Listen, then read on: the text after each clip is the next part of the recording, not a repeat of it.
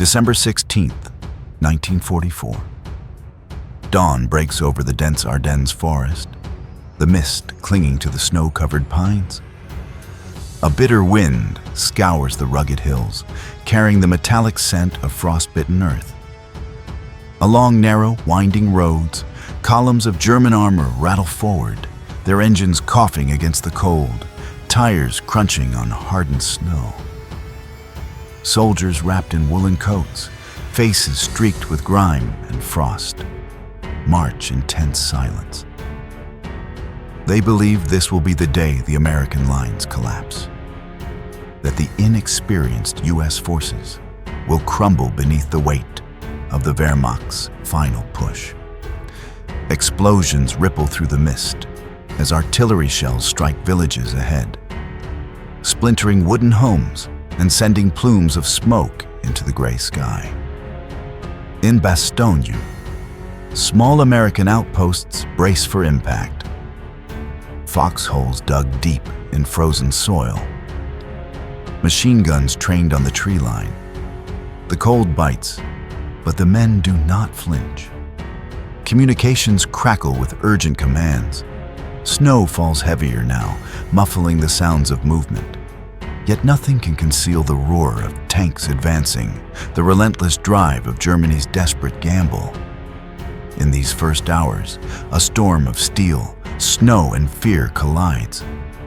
And the Ardennes becomes a crucible that will test the mettle of every soldier on both sides, rewriting assumptions about endurance, strategy, and the human spirit in war. Late 1944 found Europe fractured and exhausted.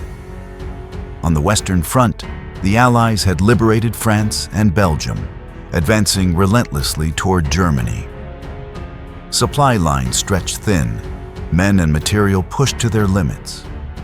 The German High Command, however, clung to one hope: a swift, decisive strike that could fracture the Allied front, disrupt supply chains, and force a negotiated peace.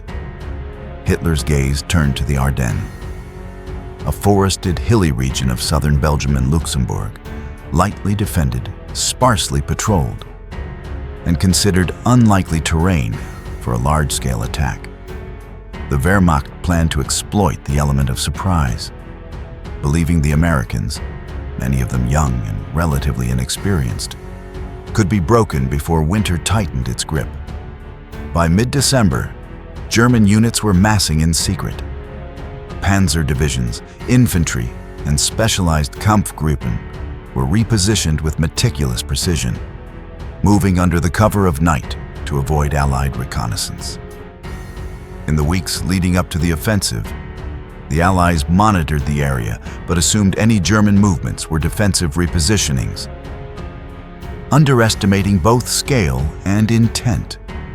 Weather, initially a complicating factor, now became an ally for the Germans. Dense fog and low clouds grounded Allied air support, blinding American reconnaissance and giving the armored spearheads cover as they pushed toward the front. Civilians in the Ardennes sensed the tension but lacked foresight. Villages, still rebuilding from previous occupations, were suddenly caught in the shadow of tanks and artillery. Their quiet streets transformed into a pathway for a mechanized storm. On the American side, units were thinly spread along the Ardennes, the 1st and 2nd Armored Divisions holding key roads and villages, reinforced by infantry regiments rotated from Belgium and France. Commanders understood the risk, but expected winter, snow, and terrain to slow any German advance. Intelligence reports hinted at unusual troop movements, but fragmented communication and overconfidence left many units underprepared. Soldiers endured sub-zero temperatures, snow up to knee height, and relentless fatigue after months of combat. Motor transport struggled on icy roads. Artillery was difficult to emplace. Ammunition and rations were rationed with strict discipline. Yet within this tension, a fragile readiness persisted. Men huddled in makeshift shelters, listening to the wind whistle through the trees, feeling the weight of history pressing toward them. The stage was set.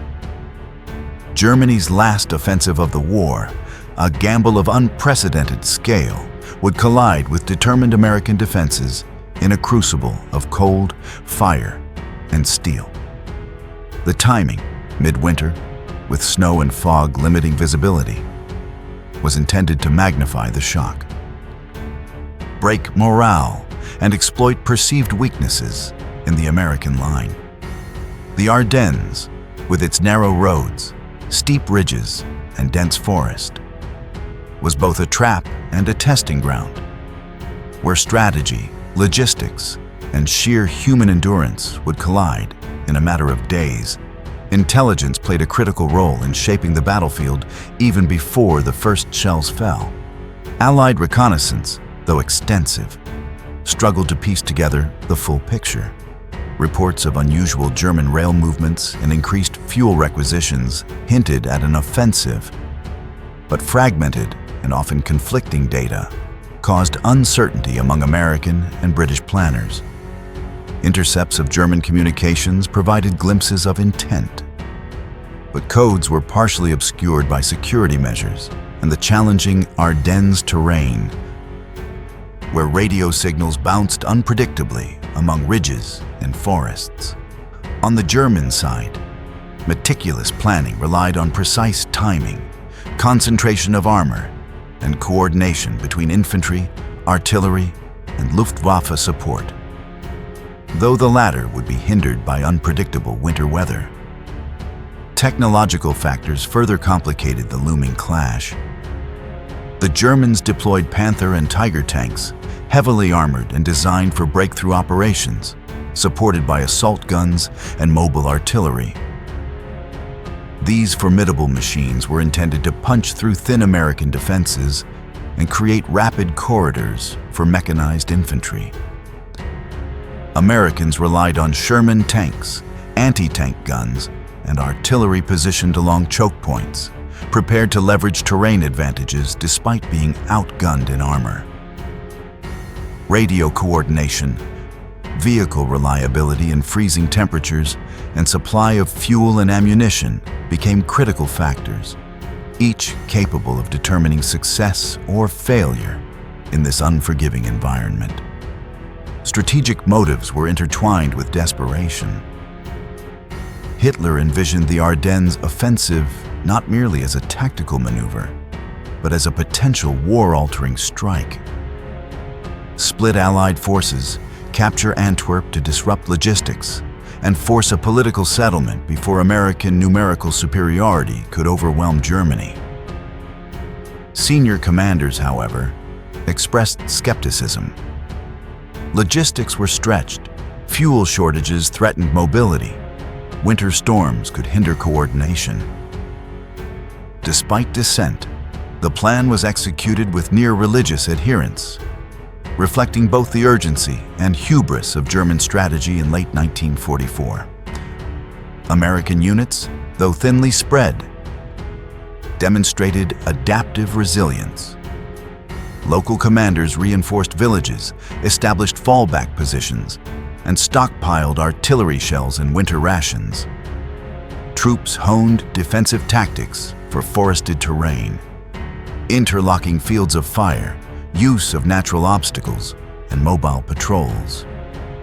Morale, bolstered by a belief in eventual victory and camaraderie forged through months of combat, prepared soldiers for the unforeseen brutality to come. As the German columns moved through fog-laden forests, visibility dropped to mere meters. Snow muffled movement, yet masked the mechanical rumble of advancing tanks. Every ridge and village became a potential choke point. The combination of intelligence gaps, technology disparities, harsh weather, and strategic gamble created an environment in which small decisions could have immense consequences. The Ardennes, already steeped in history, was about to be transformed into a theater where human endurance, mechanical power, and strategic calculation would collide in ways neither side could fully predict. The first whispers of gunfire erupted on December 16th, before dawn, piercing the stillness of snow-laden roads. German panzer divisions advanced in disciplined columns, engines coughing through the dense fog that blanketed the Ardennes. American outposts spread thin across a network of villages and ridges, braced in dugouts and hastily reinforced positions. Soldiers gripped rifles and machine guns, breath steaming in the frigid air, eyes scanning the tree line for movement. The human scale of the battle was immediate. Men pressed against frozen earth, their fingers numb. Adrenaline sharpening every sound. The metallic scrape of tracks over ice, the faint rattle of distant artillery, the whistle of the wind through skeletal trees. Fear and focus intertwined. Experience varied widely among the troops. Some veteran combatants of the European campaign, others barely months from training camps in the United States. Tactically, the Germans sought to punch through with rapid armored thrusts, aiming to seize critical crossroads and bottleneck roads leading to Bastogne. Artillery barrages preceded their advance, intended to disorient and fracture American defenses. Yet the terrain slowed progress. In narrow roads limited tank movement. Thick forests constrained visibility. Snow and ice impaired traction. American units exploited these constraints, establishing interlocking fields of fire and employing anti-tank guns to channel armored movements into kill zones. Command decisions at the platoon and battalion levels became pivotal. Holding a ridge or village could determine whether a column advanced or stalled. Officers communicated with terse precision, coordinating artillery strikes with defensive positioning, adapting constantly to the shifting front line. Technology and logistics revealed themselves in stark contrast. German tanks were formidable, yet vulnerable to concentrated anti-tank fire and mechanical failure exacerbated by cold. Fuel shortages slowed the advance, and the fog grounded air support that might otherwise have tipped the balance. American defenders, though outgunned, used mobility and improvisation, repositioning artillery on sleds, using frozen streams to limit tank crossings, and relying on radio coordination to direct fire with lethal accuracy. Every supply convoy, every ammunition cache, became a lifeline, its presence or absence potentially decisive. Morale and psychological resilience emerged as critical factors. The Germans, confident in surprise and superior armor, faced exhaustion from weeks of maneuvering in freezing conditions. The Americans, often isolated in snowbound positions, relied on training, discipline, and mutual trust. Moments of human vulnerability punctuated the tension. A soldier adjusting a frostbitten glove, a medic hurrying through deep snow to aid the wounded, commanders shouting terse orders over the roar of engines and artillery. The battle was not just steel and strategy, it was measured in breaths, heartbeat rhythms, and the will to endure. As the offensive intensified, German command faced its own dilemmas. Orders from the high command were absolute, speed and surprise above all. Yet reality clashed with expectation. Tanks became mired on icy inclines, columns jammed on narrow roads, and reconnaissance often lagged behind the rapidly changing front line. The Wehrmacht's plan, precise on paper, required near-perfect execution under conditions that were far from predictable. Every delay allowed American units to reinforce positions, redistribute artillery, and exploit natural choke points. The tactical chessboard shifted continuously, each move weighted with lethal consequence. From a human perspective, the soldier's experience was visceral. Infantrymen trudged through snow up to their knees, lugging equipment, ears ringing from distant shell fire, eyes scanning for sudden movement among darkened trees. Machine gunners alternated between firing and shoving their frozen barrels into position, while medics darted across open snowfields under intermittent shelling. For many Americans, the fight was as much against the elements as against the enemy. Frostbite, exhaustion, and sleep deprivation tested endurance as severely as enemy bullets. German troops, similarly, faced a relentless cold that sapped morale and slowed machinery, eroding confidence in the offensive despite initial successes in some sectors. Technological and logistical factors played a decisive role in shaping outcomes. Sherman tanks, lighter and more maneuverable than German Panthers, exploited the constrained roads, ambushing heavier armor with concentrated anti-tank fire. Mortars and artillery were repositioned rapidly to cover flanks. Communication lines adapted to overcome terrain and weather limitations, and supply caches allowed sustained resistance despite isolation. Conversely, German vehicles, heavily armored but dependent on fuel and precise coordination, often stalled or became targets in exposed positions. Radio communications crackled with tension, as every misstep or misheard order could cascade into operational collapse. Psychologically, the battle tested command and morale alike. U.S. officers at Bastogne, understanding the strategic importance of their positions, maintained resolute composure, issuing terse, precise orders that filtered down through exhausted troops. German commanders, under pressure to maintain momentum, faced the frustration of terrain, weather, and tenacious defense eroding the careful timetables of their plan. Morale became a force multiplier. Confidence in leadership, cohesion under fire, and the ability to adapt were as lethal as tanks or artillery.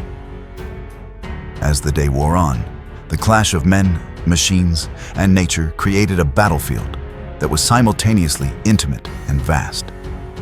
From the frozen foxholes to the forested ridges, every decision, every step, every calculated risk bore immediate consequences. The Ardennes became a living entity, forcing both sides to confront limits of endurance, skill, and strategy, in a struggle where neither technology nor planning alone could guarantee victory. December 21st, 1944. Dawn breaks over Bastogne, revealing a landscape transformed into a frozen tableau of smoke, snow, and steel. German armor, exhausted but relentless, presses toward the town from multiple directions. Columns of panthers and tigers move in staggered formation, engines growling over icy roads, their tracks carving deep furrows in the snow. Artillery positions open fire with a thunderous roar, sending clouds of white smoke spiraling into the gray sky. Every ridge, every hollow, becomes a contested zone. American defenders, entrenched and resolute, respond with coordinated artillery strikes and machine gun fire, turning streets and frozen fields into lethal funnels. Within the town, infantrymen brace in houses stripped of furniture, makeshift barricades erected in doorways. The human dimension is stark. Frostbite gnaws at exposed skin, ammunition belts rattle with each volley, and radio operators scramble to maintain lines of communication amid constant bombardment. Officers shout terse commands over the roar of engines and shelling, directing fire with calculated precision. Supply lines, precarious and stretched thin, are reinforced by airdrops. Parachutes sagging with crates of shells, rifles, and rations landing amid snow banks and shattered roads. Every moment carries the weight of tactical consequence. A single captured crossroads could open a path for German armor to envelop the town. Strategically, German commanders push forward with urgency, attempting to exploit perceived weaknesses in the American line. Tanks maneuver to flank positions, infantry follows in the shadow of steel, and artillery coordinates with ground assault to suppress defensive strong points. Yet the terrain, constricted roads, and concentrated defensive fire slow the advance. Every ridge taken comes at a high cost, and delays ripple across the operational timetable. Communication breakdowns among German units, compounded by snow and fog, create confusion, while American forces adapt in real time, establishing interlocking fields of fire and mobile counterattacks that further disrupt momentum. Technological factors are starkly apparent. German armor, formidable on paper, is hampered by icy roads and mechanical failures induced by cold. Sherman tanks, lighter and more agile, exploit narrow streets and ambush points with devastating effect. Artillery, mortars, and anti-tank guns are repositioned continuously, firing with precision despite extreme weather. Radio coordination becomes both lifeline and weapon. Every message must reach units intact to prevent collapse. Fuel and ammunition scarcity weigh heavily on German commanders, forcing calculated risk with each push. As the hours pass, Bastogne becomes a crucible. Smoke from burning buildings mingles with fog. The staccato of small arms, the rumble of engines, and the concussion of artillery create a sensory cacophony. Human endurance, mechanical capability, and strategic calculation collide. Each decision resonates immediately. A misstep can isolate a unit, a well-timed strike can halt an advance, and the rhythm of battle becomes a tense interplay of anticipation, improvisation, and raw resolve. The first day of decisive confrontation is a relentless test of skill, discipline, and courage. By midday, the fight for Bastogne had reached its fiercest point. German armor attempted repeated thrusts toward the town's center, but every avenue was contested. Sherman tanks and towed anti-tank guns, expertly sighted by American forces, halted Panther advances in narrow streets. Explosions shook foundations, windows shattered, and snow turned crimson under artillery and rifle fire. Infantrymen fought from building to building, their movements measured, deliberate, and coordinated, exploiting every shadow and barricade. Smoke and fog merged, creating near-zero visibility. But American units used flares and tracer rounds to maintain orientation, guiding reinforcements through the chaos. German commanders pressed with urgency, trying to synchronize tank and infantry assaults with artillery barrages. Yet delays and mechanical failures undermined momentum. Ice-clogged roads slowed heavy armor, while concentrated defensive fire inflicted mounting losses. Each stalled advance forced recalculation, diversionary attacks, flanking maneuvers, and repeated assaults against fortified positions. Command decisions were executed with tense precision, often under direct fire. On both sides, soldiers improvised, adapting to terrain, weather, and enemy actions in a high-stakes interplay of anticipation and reaction. The psychological dimension of the battle was acute. Americans, surrounded and outnumbered in certain sectors, drew strength from cohesion and resolve. The men of Bastogne understood that holding their positions could alter the larger campaign, and this awareness translated into disciplined fire, improvised countermeasures, and refusal to yield ground. German soldiers, for all their training and confidence, faced frustration and attrition, the strain of harsh weather compounding the challenge of overcoming a determined enemy. Exhaustion, fear, and urgency fused into a palpable tension that shaped every decision. Technological and logistical factors dictated the pace of the fight. German Tiger and Panther tanks, powerful but fuel-thirsty and prone to mechanical issues, were slowed by terrain and ice.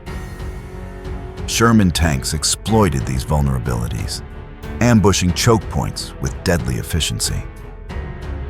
Artillery exchanges shaped the battlefield, forcing shifts in positioning, and radios enabled coordination across fragmented lines, though static interference and fog sometimes disrupted signals. Ammunition and fuel reserves became strategic assets. Every resupply altered the possibilities for attack or defense. As night fell, the German offensive had failed to breach the core of Bastogne. Roads remained contested, tanks immobilized, infantry pinned by precise fire. American defenders, exhausted but unbroken, had held critical positions, blunting the momentum of Germany's final gamble. The battlefield, layered in snow, smoke, and shattered buildings, bore witness to a clash in which strategy, human endurance, and technological interplay collided with unforgiving intensity. Bastogne, intended as a quick objective for the Wehrmacht, had become a symbol of tenacity and the unpredictable consequences of war's harshest conditions. Casualty reports from the first week of the Ardennes Offensive revealed the brutal cost of the Battle of the Bulge. German losses were severe. Hundreds of tanks immobilized or destroyed. Thousands of infantry killed, wounded, or captured. Fuel shortages and mechanical failures compounded the toll, leaving units stranded in snow-laden forests. American forces, though initially outnumbered and under-equipped in some sectors, sustained significant casualties as well. Infantry regiments recorded dozens of men killed or wounded in single engagements. Artillery units suffered losses from counter-battery fire.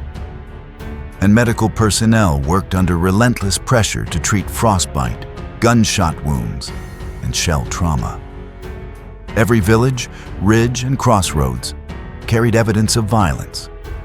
Shattered homes, scorched earth, and frozen bodies bearing witness to the human cost of the offensive. Psychological effects rippled through both armies. German soldiers, initially confident of a decisive breakthrough, confronted the reality of determined American resistance, harsh weather, and logistical breakdowns. Morale, already fragile under the strain of extended combat, eroded with each stalled advance and lost vehicle. American troops, conversely, drew strength from the shared endurance of extreme conditions and the leadership of officers who maintained composure under fire. Reports from Bastogne describe men huddling in foxholes through freezing nights, rationing food and ammunition while holding strategic positions, a testament to cohesion and resilience under pressure. Strategically, the failed offensive imposed immediate consequences on German planning. The delay and attrition inflicted on panzer divisions weakened their ability to respond to subsequent Allied counterattacks. Losses of men and materiel could not be replenished quickly, constraining operational options for months to come. American forces, despite initial vulnerability, maintained critical road networks and communication lines, ensuring that reinforcements and supplies could move to threatened sectors. Commanders at higher echelons recognized the significance of holding Bastogne. Its defense had effectively disrupted the timing and objectives of Germany's final major offensive in the West. Civilian populations experienced sudden, devastating disruption. Villages caught in the crossfire suffered structural damage, supply shortages, and exposure to harsh winter conditions. Refugees fled into forests and abandoned homes, often dependent on limited humanitarian aid. Local civilians bore witness to the intensity of modern mechanized warfare. Their towns transformed into contested zones of tanks, artillery, and entrenched soldiers. The Ardennes, once quiet and sparsely populated, had become a theater where tactical decisions and human endurance directly intersected with the lives of non-combatants, leaving lasting scars on the landscape and memory of the region. In the weeks following the Ardennes Offensive, the long-term consequences became clear. German forces had depleted critical reserves of armor, fuel, and experienced personnel, leaving the Wehrmacht increasingly incapable of sustaining large-scale operations in the West. The failure to break the American lines at Bastogne and surrounding areas shifted momentum decisively to the Allies. American counteroffensives, reinforced by fresh divisions and effective supply chains, regained lost territory and pressed the retreating Germans back toward their own borders. Strategically, the Battle of the Bulge marked the last significant German attempt to alter the course of the war in the West, signaling an irreversible decline in operational capability. The psychological impact resonated across both military and civilian spheres. For American forces, the success in Bastogne became a defining example of endurance and disciplined resistance under extreme conditions.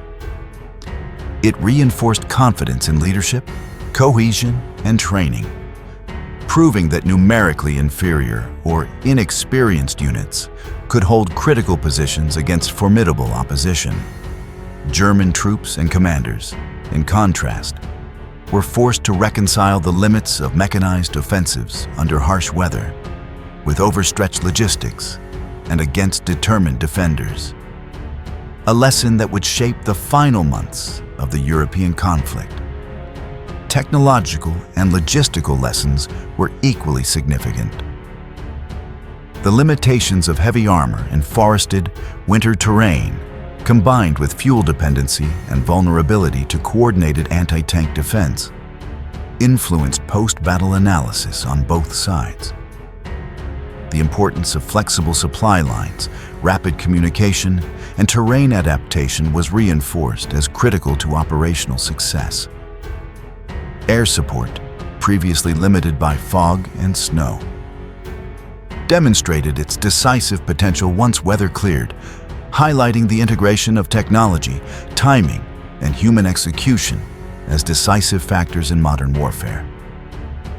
The broader historical impact extended beyond immediate military outcomes. Bastogne and the Ardennes campaign became enduring symbols of resilience, strategy, and the unpredictability of war.